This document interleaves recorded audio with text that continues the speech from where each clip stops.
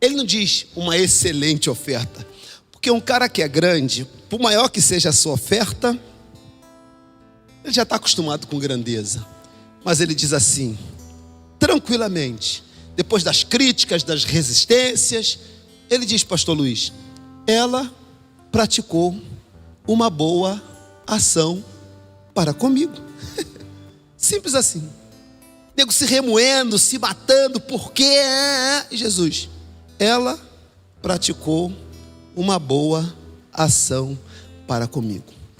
O que para os homens era desperdício, para Jesus foi uma boa ação.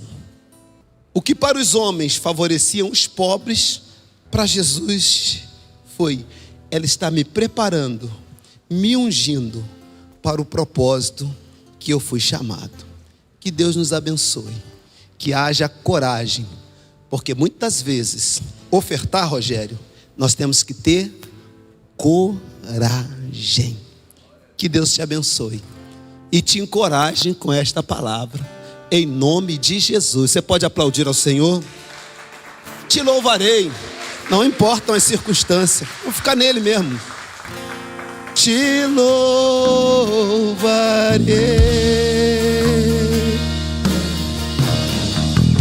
não importam as circunstâncias, eu adorarei. Diga para ele, diga para Jesus nessa manhã, somente a ti, Jesus. Diga mais uma vez, eu te louvarei. Te louvarei.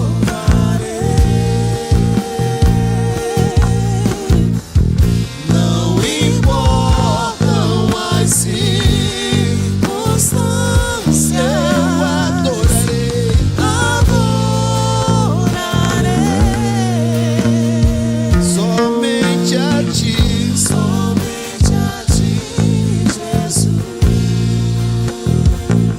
Podemos orar? Levante a sua oferta, Pai. Muito obrigado por estar nos ensinando. Que o nosso coração seja revestido dessa coragem, ou maior do que essa, para derramar aos teus pés tudo quanto há na nossa vida. Que as nossas atitudes em direção ao teu altar possam, Senhor, favorecer o teu reino, impulsionar os teus propósitos e fazer com que as famílias dessa casa entendam que estão debaixo de uma palavra de provisão, de prosperidade, de abundância. Que os nossos olhos estejam em ti, que as nossas ofertas por ti sejam recebidas. Eu consagro e abençoo e te glorifico por essa instrução trazida a nós nessa manhã, em nome de Jesus. E todos digam, saia do seu lugar, diga, eu te louvarei, te louvarei. Diga pra ele, não importam as circunstâncias, com a minha oferta adorarei.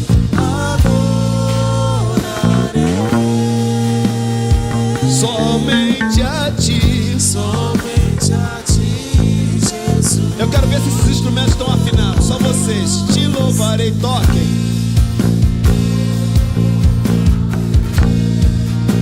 Ministrem, liberem a igreja.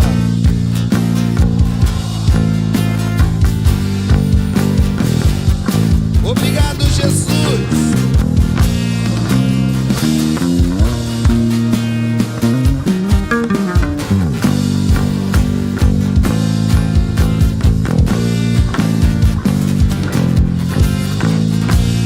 Te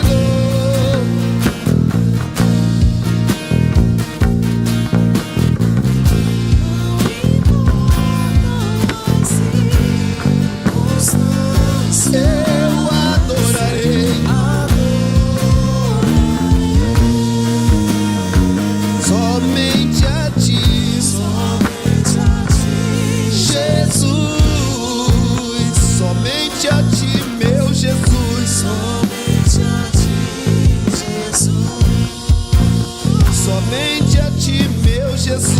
Somente a ti, Jesus. Você pode aplaudir dando glórias a esse Jesus que é lindo. Nós te amamos, diga: nós te amamos, nós te amamos. Nós te amamos, Jesus, nós te amamos. Nós te amamos, Senhor Jesus.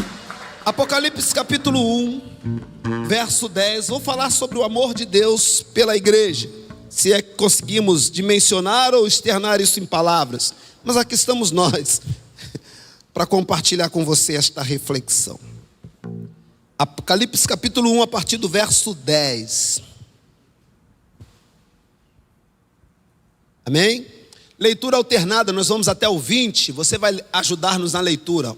Procure uma das telas de transmissão, e aí nós vamos do 10 ao 20. Diz assim: eu fui arrebatado no Espírito no dia do Senhor, e ouvi detrás de mim uma grande voz como de trombeta. A igreja: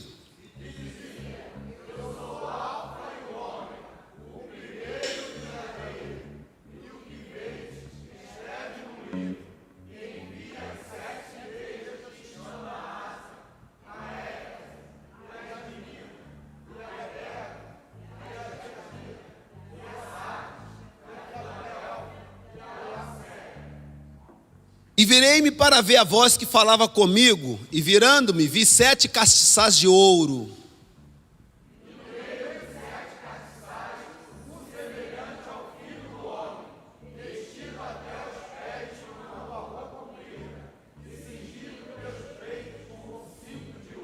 Leia usando toda a sua imaginação.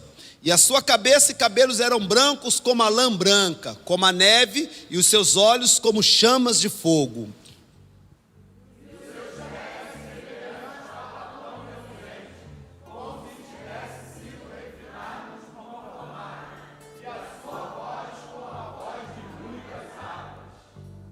E ele tinha na sua destra 7 estrelas, e na sua boca saiu uma espada aguda de 2 fios, e o seu rosto é como o sol quando na sua força resplandece.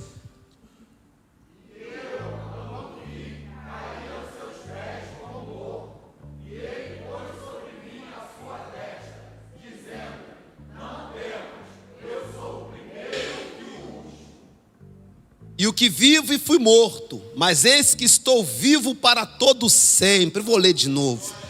Eis que vivo, e o que vivo e fui morto, e eis que estou vivo para todo sempre. Amém. Ele continua: e tenho as chaves da morte e do inferno.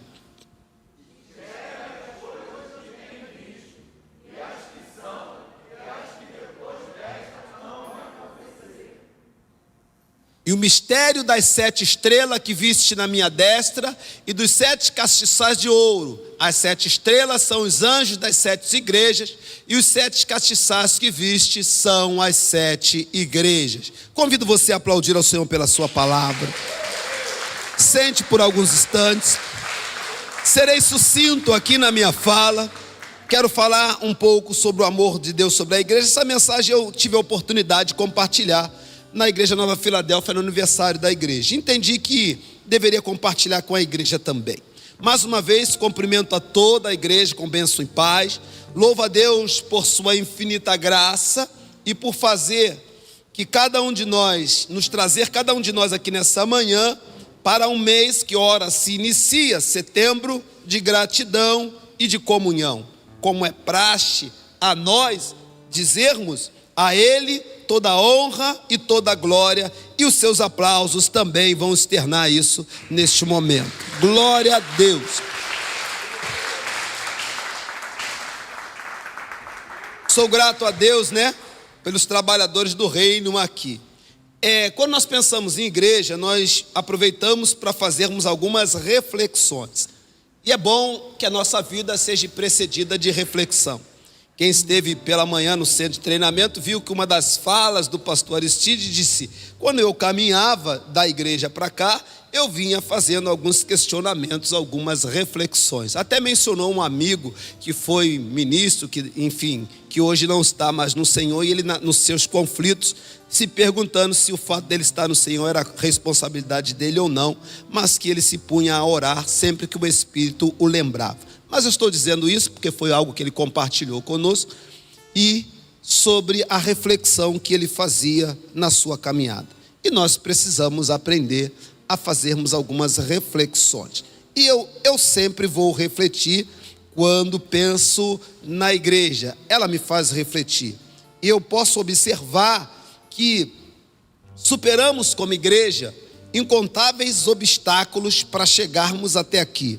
Para você chegar até aqui, Dinha, você teve que superar e vai ter que continuar superando muitos obstáculos. Mas a gente sempre tem em nosso pensamento e coração, quando pensamos em superação de obstáculo e chegar a determinado ponto, nós lembramos da fala de Josué.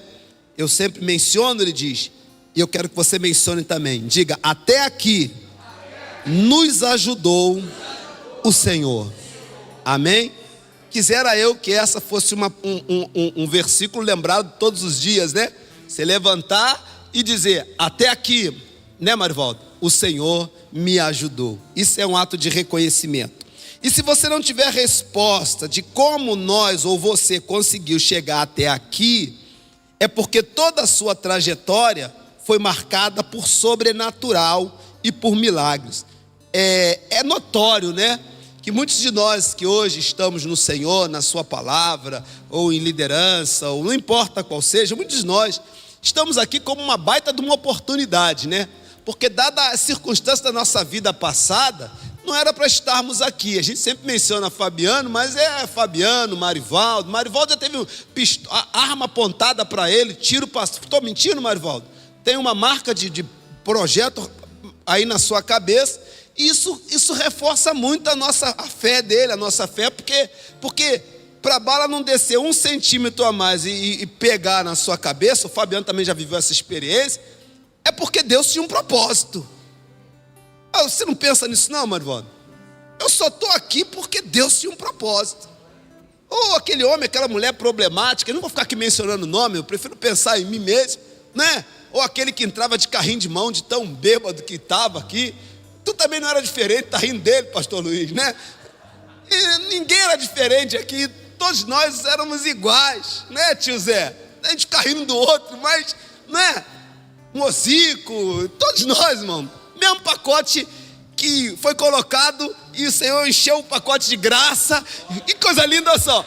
Botou a gente num pacote, encheu o pacote de graça e tirou a nova criatura. Agora sim, ó, sai do pacote e vai viver a graça de Deus. Por isso que a nossa trajetória, ela é uma trajetória de milagre, de sobrenatural.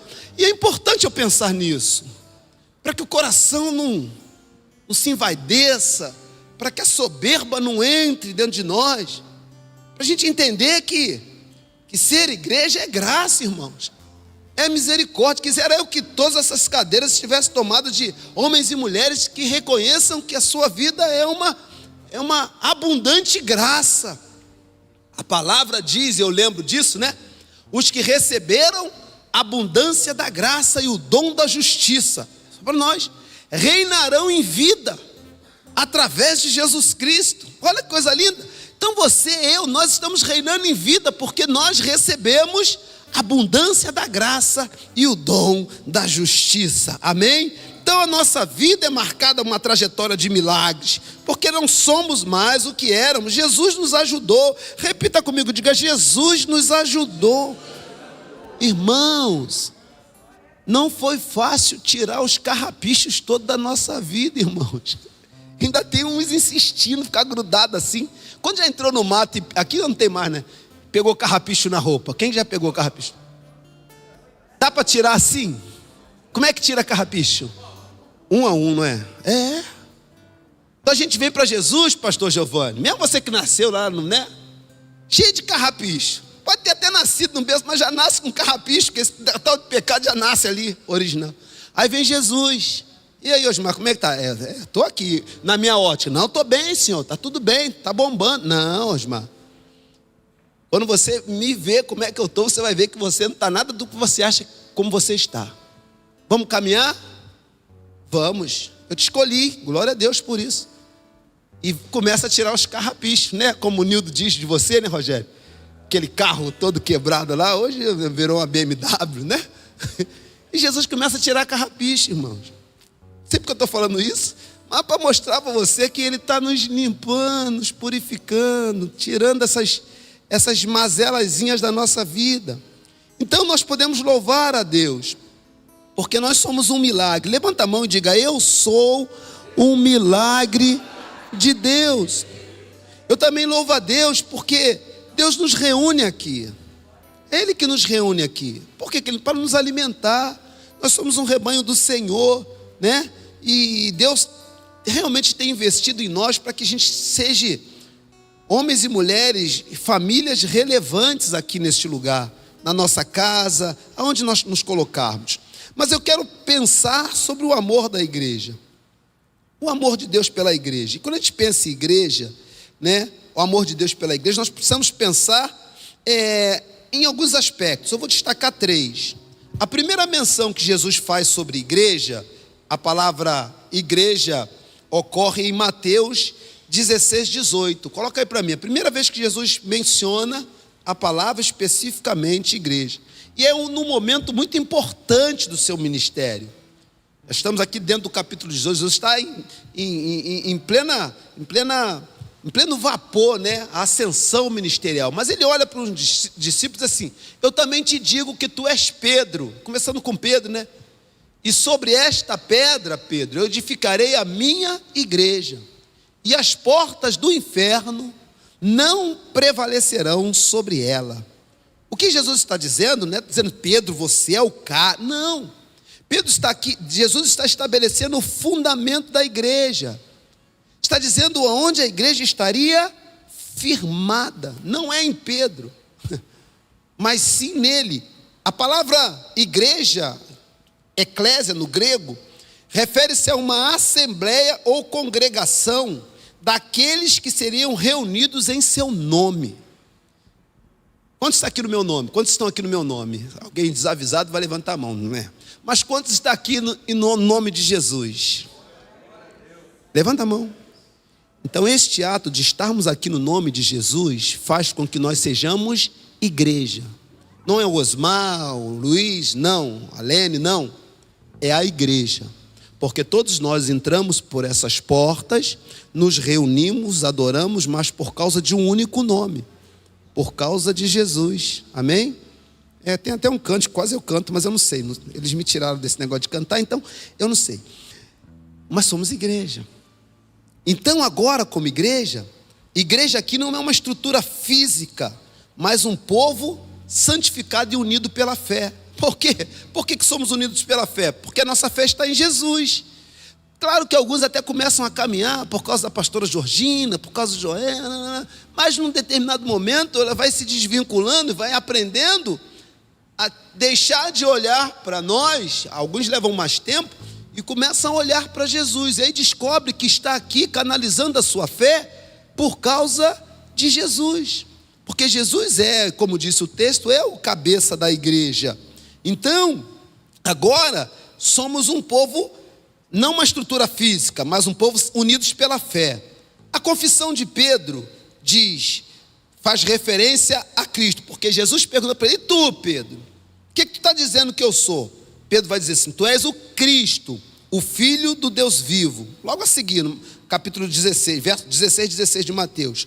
E como um ponto central, quando ele diz tu és o Cristo, o Filho de Deus vivo, ele está dizendo assim, e essa fala é para a edificação da igreja. Eu posso olhar, Dinha, para Pedro, entender que ele teve um papel importante. Mas a igreja, porém, será alicerçada na pedra sólida. Amém? Eu sempre penso, quando eu falo de estrutura, eu penso na igreja. Quem foi os participantes da fundação sabe que o quanto nós tivemos que descer para estruturar o prédio que hoje, graças a Deus, suporta 5 andares. Temos 3. E se eu quisesse, com mais alto fosse o prédio, mais fundo teria que ser a sua fundação, ok? Porque só é possível crescer para cima quando estamos alicerçados embaixo. A vida espiritual é a mesma coisa.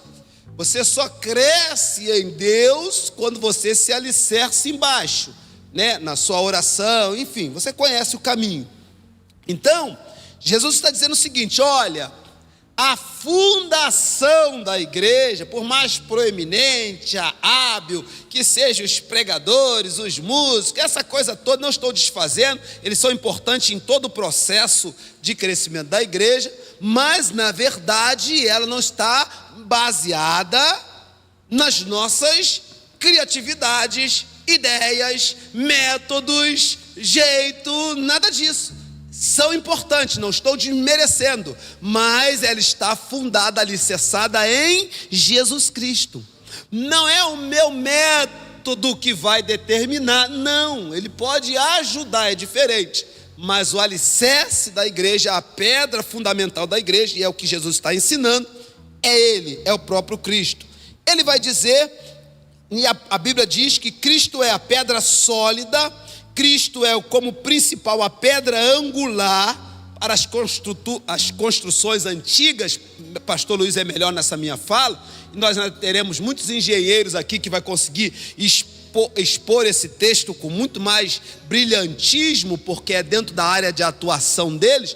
Mas a pedra angular nas construções antigas, se fossem removidas, toda a estrutura viria abaixo. A pedra angular é a que sustenta, é a pedra central, era a pedra central das grandes construções antigas. E Jesus, sabiamente, entendendo que os seus leitores entenderiam o que representa a pedra angular, ele vai se comparar, ele vai dizer, eu sou a pedra angular. Os pregadores de hoje, os pastores de hoje estão esquecendo isso, né? Que Jesus é a pedra angular, que Jesus é o que sustenta toda a estrutura da igreja. E aí, pastor Giovanni, se tirarmos Jesus, como muitos estão tirando Jesus da igreja, essa estrutura está vindo abaixo, e é o que nós estamos presenciando aí em alguns momentos não muitos alegres ou momentos favoráveis da igreja, porque estamos, e eu oro para que a gente tenha cuidado com isso, estamos removendo a pedra angular e achando que agora ela está baseada nas nossas habilidades ou tecnologias ou inteligências artificiais. O nome já diz. Amém, queridos? Então Jesus é a pedra angular, é o que temos dentro dessa confissão. E quando ele diz, tu és Cristo, Filho de Deus vivo, é uma promessa de vitória espiritual da igreja. Porque olha o que disse o texto inicial de Pedro: as portas do inferno não prevalecerão sobre a igreja. Isso já está determinado. Isso aí não vai acontecer, já é, como diz os jovens, né? Isso aí já é. Então aponta, pastor, que a igreja, mas o que houver, o que o pastor Aristides disse no seu estudo, Jesus ou Deus vem com seu rolo compressor e esmagará debaixo dos teus pés, diz o texto, para que a igreja cumpra o seu propósito. O inferno não pode e não vai, embora ele vai continuar tentando, mas ele não vai prevalecer sobre a igreja. E nós estamos debruçados em cima de uma história chamada igreja, irmãos, que já vem ao longo dos séculos enfrentando as agruras e os desafios, mas como diz assim, não caminhamos pelo que vemos, o que nos move. A perseguição não parou, a igreja, o Coliseu não parou, os leões não pararam, a igreja do Senhor, não é assim que você canta? O inferno não pode prevalecer, vamos avançar, não vamos parar de crescer, ninguém pode parar, a igreja do Senhor. Mas por que eles fizeram o cântico? Por que essa fala tão bíblica? Porque Jesus já tinha dito. O que eles fizeram foi transformar em cântico a profecia já estabelecida na sua santa palavra. E cá para nós, irmãos, quando a gente faz cântico, que a gente olha para o cântico e vê assim, este é bíblico, este é a essência, aí a gente rasga o coração. E eu fiz questão de ler esse texto de Apocalipse para você ter uma breve noção de quem é Jesus, da figura de Jesus. E aí, vou falar o que eu faço quando eu estou nos meus cânticos, que o cântico vai dizer alguma coisa nesse sentido, a minha mente se transporta e eu fico, Senhor, é verdade, os seus olhos são como chamas de fogo, seus pés são como latão reluzente, na sua boca sai uma espada de 2 gumes, na sua coxa escrito, Rei dos Reis, Senhor dos Senhores. A gente começa a viajar no cântico, e aí, meu irmão, eles podem desafinar, podem tocar fora, pode fazer o que quiser, pode faltar, pode fazer o que quiser, mas eu já estou em outra dimensão. Glória a Deus. Só o Leandro que está comigo aqui. Como é bom nos cânticos afinados ou desafinados. Você, como igreja, está em outra dimensão. Porque você não depende do que eles fizerem aqui para te projetar para ali.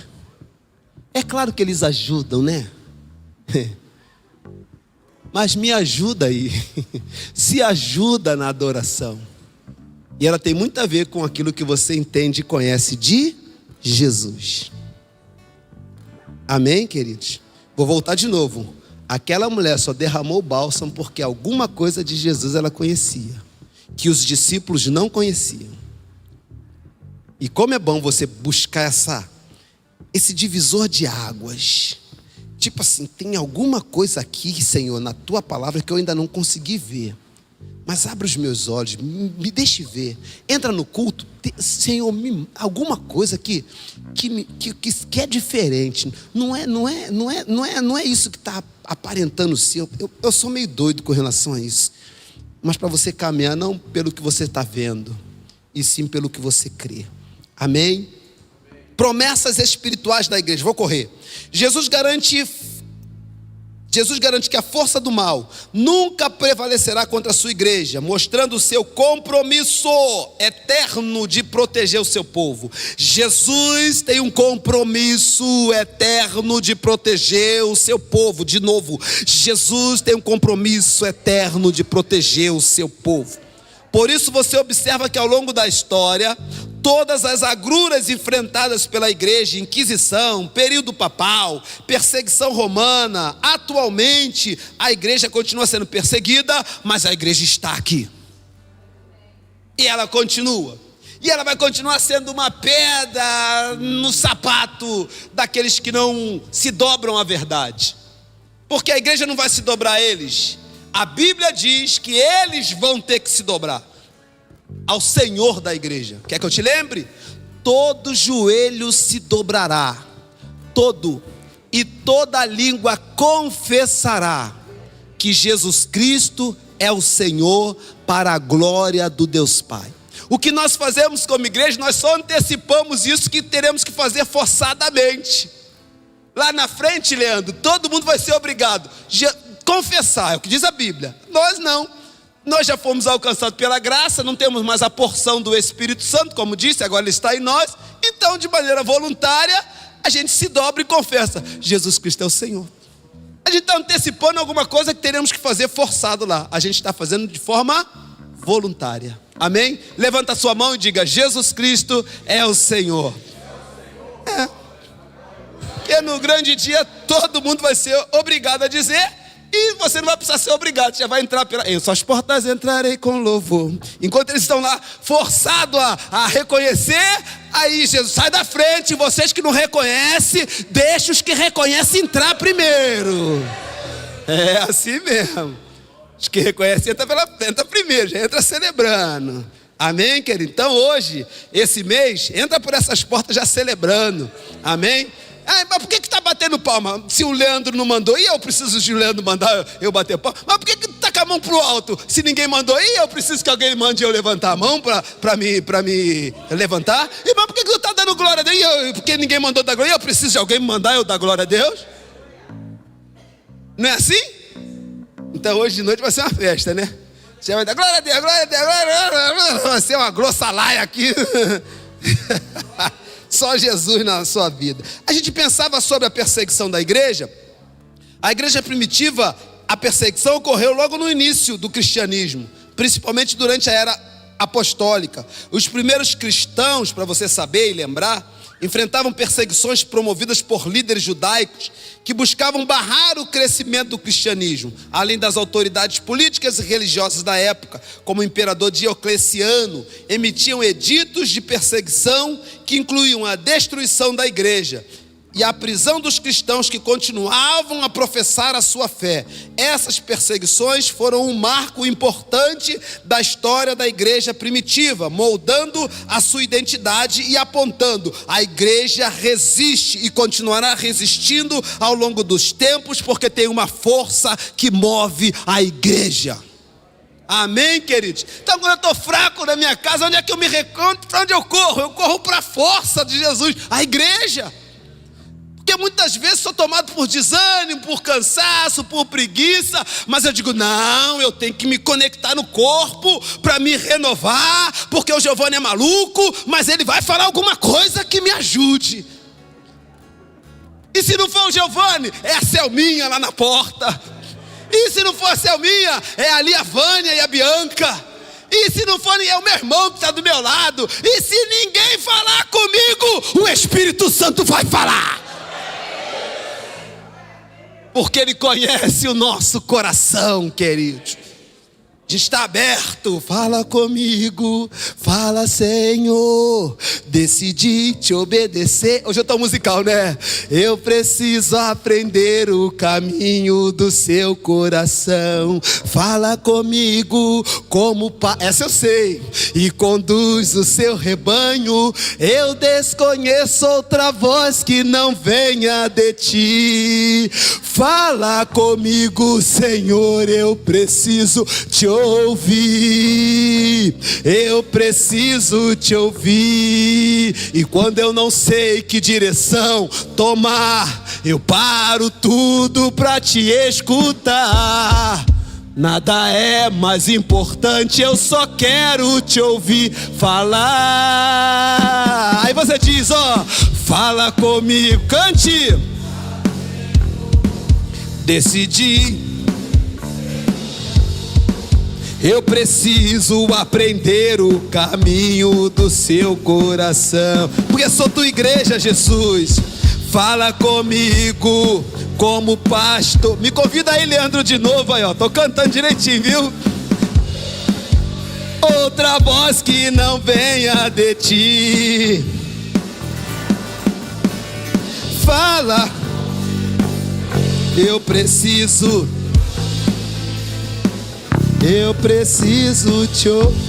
Então, meu amado, minha amada, a igreja, ela por ter nascido no coração de Jesus, repita comigo, igreja nasceu no coração de Jesus. Eu costumo dizer que mesmo que se eu não tivesse pensado em abrir essa igreja, o que tinha acontecido, pastor? Ela estaria aqui. Porque é acima. É propósito de Deus.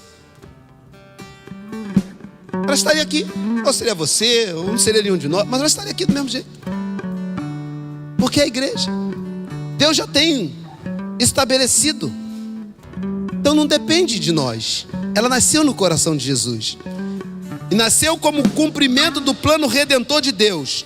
Um reflexo do seu amor infinito por sua criação.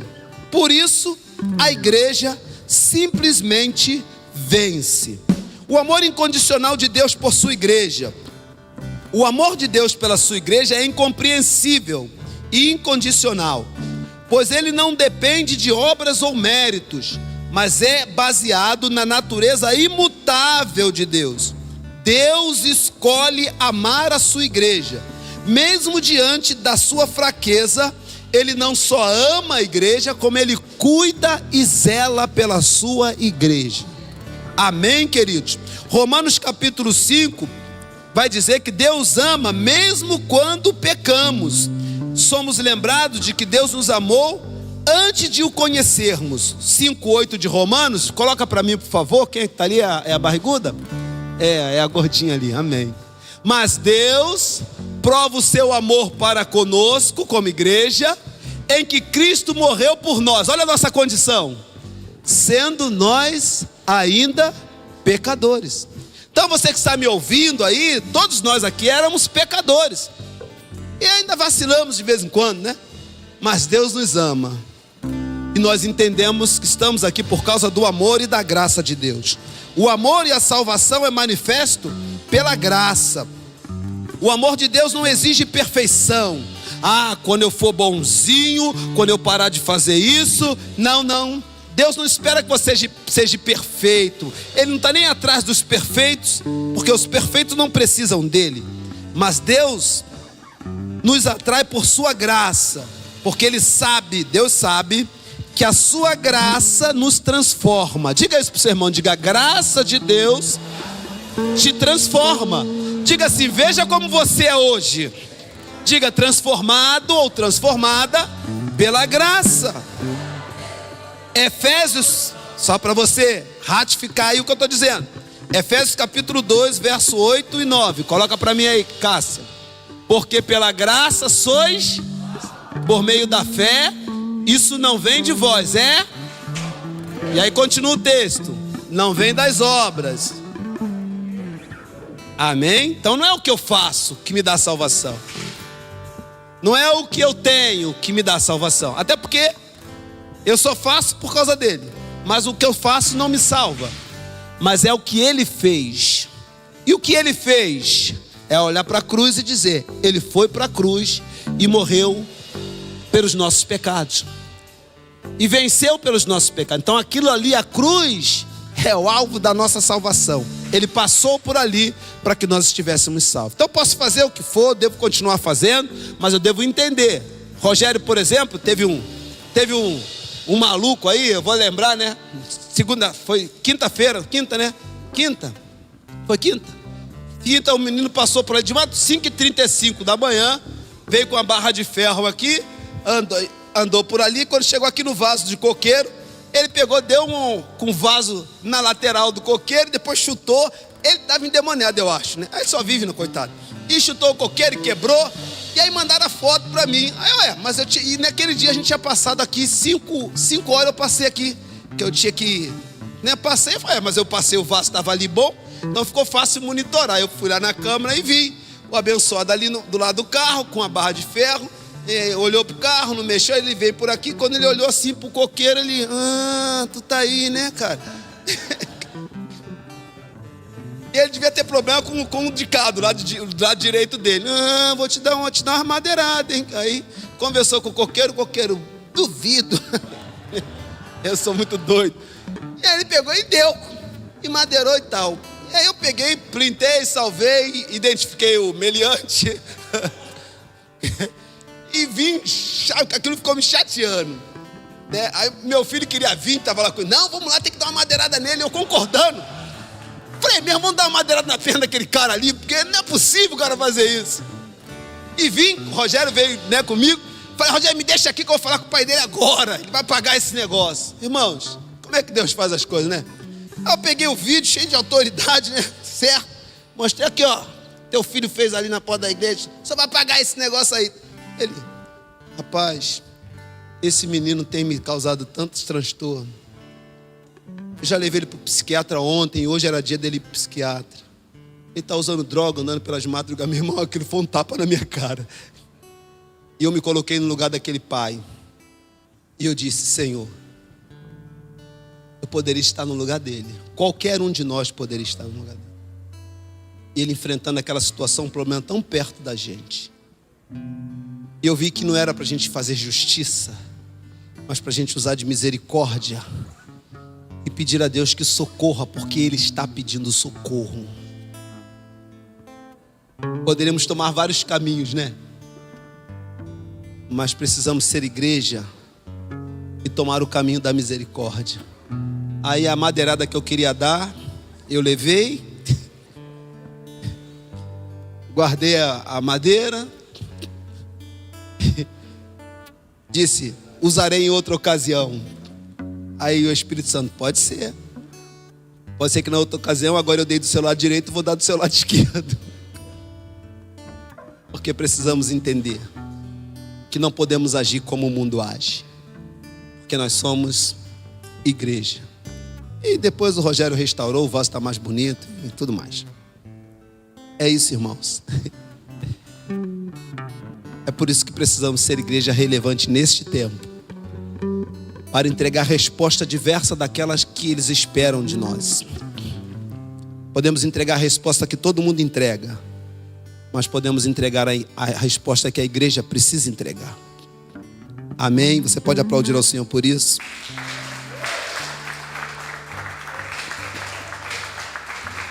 Temos um Deus que nos sustenta. Deus sustenta a sua igreja com fidelidade. Romanos 8, 38 e 39 vai dizer que nada, absolutamente nada pode separar a igreja do amor que Deus tem por ela. Paulo declara: porque estou certo. Leia você para mim, por favor, enquanto eu bebo uma água.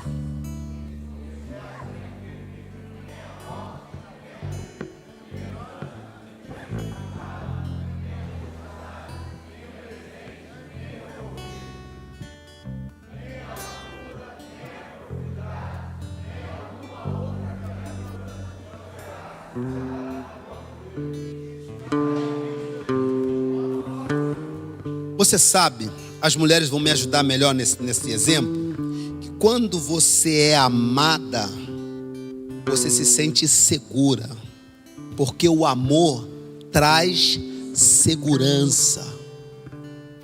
E por que eu estou dando esse exemplo? Porque a Bíblia diz que o Senhor ama a sua igreja. O amor de Deus pela igreja é para que a igreja tenha segurança,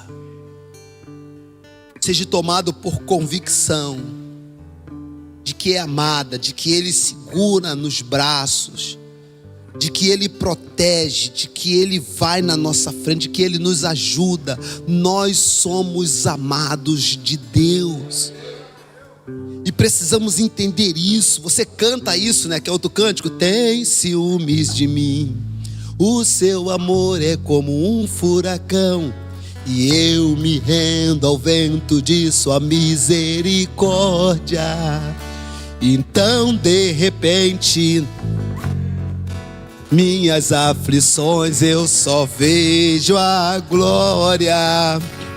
Percebo quão maravilhoso Ele é e o quanto Ele me quer. Aí você diz assim, ó: oh,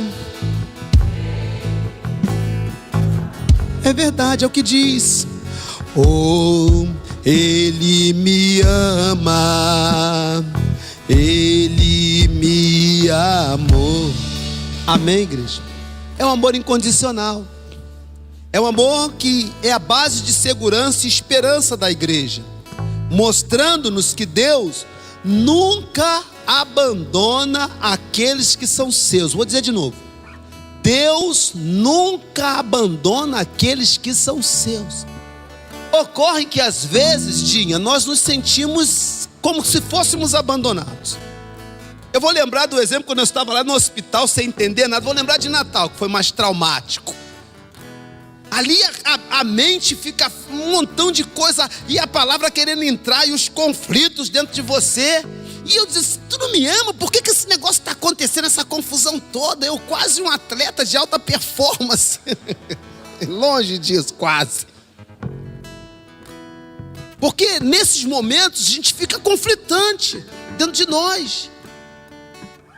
E lá o Espírito Santo mesmo, ele usando as pessoas, preparando o caminho, tomando conta da pastora, levantando, fazendo tudo. Mas ainda assim a gente estava lá cheio de conflitos dentro de nós, até a gente entender, e se é que eu entendo hoje. Nesse momento, a gente tem que se apegar nas informações espirituais que estão no nosso HD, e parece que às vezes elas vão pulverizando a nossa mente. Precisamos entender, e eu falo isso para mim mesmo, que Ele nunca me abandonou, que Ele nunca te abandonou, nunca. Porque não existe promessa de abandono de Deus na palavra. Existe promessa de um Deus: estarei com você todos os dias. E nem existe promessa de dias alternados, dia sim, dia não. Nossa, eu vou estar contigo domingo, porque é domingo e tudo bem. Ou só os finais de semana. Não! Diz, não importa quanto tempo demore. De novo eu com música, né? A promessa do meu Deus não falhará. Se é segunda, terça, quarta ou quinta, não sei. O que eu sei é que ela vai chegar. Me arrastando, chego aos pés de Deus a implorar. Não me deixe. É porque eu escutei assim, mano. Eu tava de motorista escutando. No seu altar. Eu tô com estratégia, tô levando 2 camaradas comigo, pararam numa que eu boto eles pra dirigir na volta e venho tirando onda. Me arrastando, chego aos pés de Deus a implorar. Não me deixes hoje, clama aqui no seu. Posso hoje ouvir sua voz dizer: estou contigo aqui. Não desista, vai. Olha o caminho do milagre, ó. O milagre está em continuar. Não importa, não importa quanto tempo demore. Eu olho para a Bíblia. A promessa do meu Deus não falhará. Se é segunda, terça, quarta ou quinta, não sei. O que eu sei é que ela vai. Aí, quer ver, ó? Aí eu lembro, pastor Joelson, da dona Elisa, lá, ó, Joelson perdido, Osmar perdido, mas ela tá assim: Deus, há uma promessa para minha casa. Há uma promessa para minha família. Olha esses meninos, Senhor. Eu podia mencionar nome aqui. Olha a Rafaela, olha a Georgina, olha a Joelson, olha a Osmar, olha a Ana Paula, olha a Conceição, olha a Leninha, olha.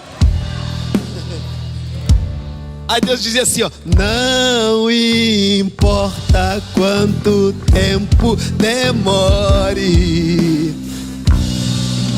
a promessa do meu Deus não falhará. Se é segunda, terça, quarta ou quinta, não sei. O que eu sei é que ela vai chegar. Amém, igreja? Ele nos ama. Finalizando, o amor é incomparável. O amor incomparável de Deus é uma escolha eterna. O amor de Deus por sua igreja não é algo passageiro ou casual, é eterno. Pois foi planejado antes da fundação do mundo. E é nesse amor eterno que define a igreja, como um reflexo da glória de Deus. Deus nos escolheu antes da criação. Efésios 1, 4, 5, Paulo deixa claro que a escolha de Deus foi feita antes que o mundo existisse. Vai dizer, antes, como nos escolheu nele, antes da fundação do mundo, para sermos santos, irrepreensíveis perante ele, em amor, nos predestinou para ele, para a adoção de filho por meio de Jesus Cristo, ou de Cristo Jesus. Um plano de amor centrado.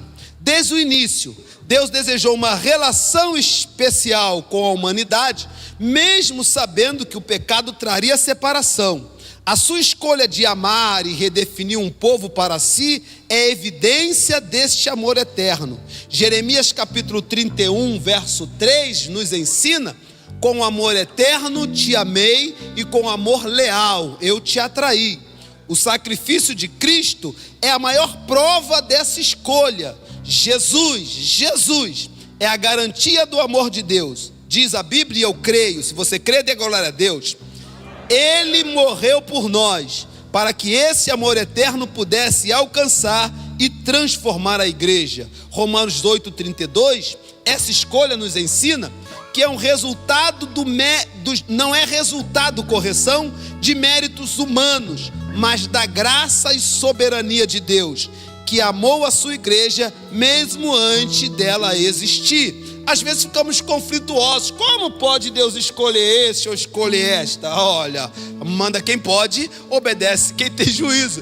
Ele escolhe, escolher a igreja, escolher a mim. Não fui eu, não, foi os céus que decidiram. Eu gosto de pensar, Giovanni, Daniel, Leandrinho, que naquele dia o céu se reuniu, Pai, Filho e Espírito Santo, e diz: quem é que nós vamos salvar hoje? E aí, passando a lista, o nome apareceu: Leandro, Leandrinho. Aí Deus: é o Leandrinho? Então na reunião dos céus decidiram que você seria o cara a ser escolhido naquele dia que você foi escolhido. Então o céu foi lá e tocou no seu coração e te convenceu. Então não tem nada de você não tem participação nenhuma, você só foi escolhido. Então olha para o seu irmão e diga: se você não tem participação nenhuma, foi decisão dos céus, foi Deus que olhou para você e disse: é você, e ponto.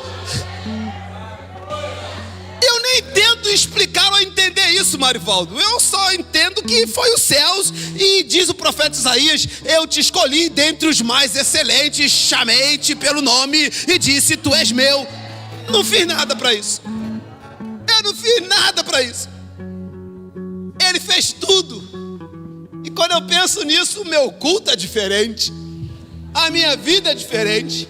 Eu consigo entender que tudo é teu, Senhor. Vou fazer uma música um dia ainda, vai ter mais ou menos isso: tudo é teu, Senhor, tudo é teu, tudo é teu, tudo é teu. Vou ficar fazendo esse mantra, tudo é teu, um tempão aqui. E vocês vão ficar fazendo os acordes mesmo um tempão também. E aí vai ser dois malucos. A igreja, reflexo do amor eterno de Deus. Disse e repito: igreja é um reflexo tangível do amor eterno de Deus pelo mundo. Ela não é apenas uma entidade religiosa ou uma organização como muitas pessoas querem que ela seja. Não somos uma entidade religiosa, somos a igreja do Senhor. Amém, queridos? Não estamos aqui porque queremos, estamos aqui porque os céus decidiram que a igreja estaria sobre a face da terra. E ela diz mais da igreja: vocês são sal da terra.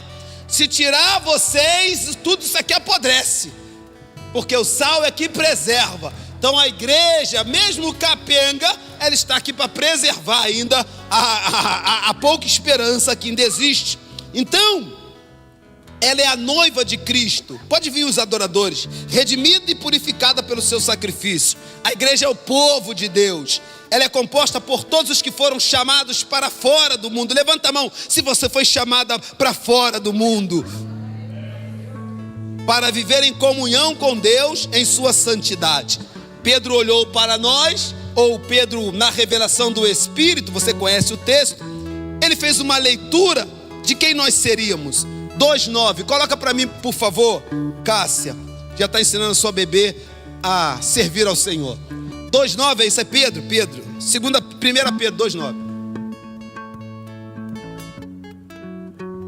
Mas vós, somos nós, tá? Aponte para o texto e diga assim: ó, este aí sou eu. Enche a boca, diga assim: ó, este aí sou eu. Então vamos ler quem você é, quem nós somos. Vós sois a geração eleita, o sacerdócio real, a nação santa, o povo adquirido, com propósito, para que anuncieis a virtude daquele que vos chamou. Da onde, Fabiano? Da onde, Marivaldo? Da onde, Aristide? Da onde, Luiz? Da onde, Joelson? Da onde, Leandro? Da onde? Da onde ele nos chamou? Glória a Deus! Nos chamou das trevas para a sua luz. Vem para a luz, meu filho, vem para a luz. Você pode ficar de pé e aplaudir ao Senhor. Vem.